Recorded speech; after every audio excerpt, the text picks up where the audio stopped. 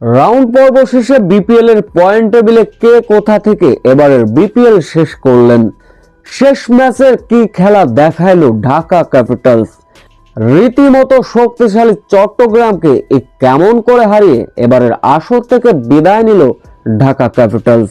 BPL এর round পর্বের শেষ ম্যাচ, মুখোমুখি ঢাকা ক্যাপিটালস চট্টগ্রাম রয়্যালস। শুরুতে অবশ্যই দিন আগে ব্যাটিং করতে নেমেছিল ঢাকা ক্যাপিটালস।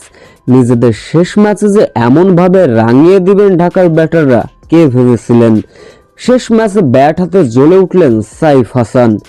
শেষ পর্যন্ত সাইফ হাসান তুলে নিয়েছিলেন দ্রুত 50-র দেখা। শেষ পর্যন্ত তার 73 রানের ক্যামিও ইনিংসে ভর করে শক্তিশালী চট্টগ্রামকে 171 রানের লক্ষ্যমাত্রা ছুঁড়ে দেয় ঢাকা ক্যাপিটালস।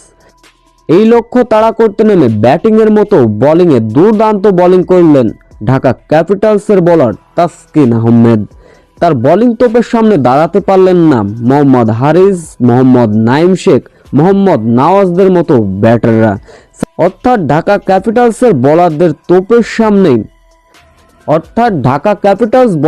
তোপের সামনে 11.3 বলেই 54 রানে 6 উইকেট হারিয়েছিল চট্টগ্রাম।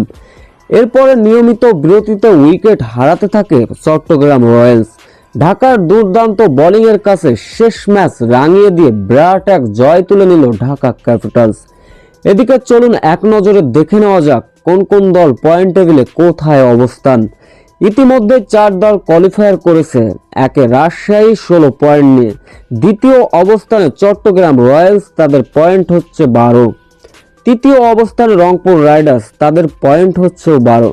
চতুর্থ অবস্থানে রয়েছে সিলেট টাইটান্স, তাদের পয়েন্ট হচ্ছে 10। পঞ্চম অবস্থানে ঢাকা ক্যাপিটাল 6 পয়েন্ট নিয়ে।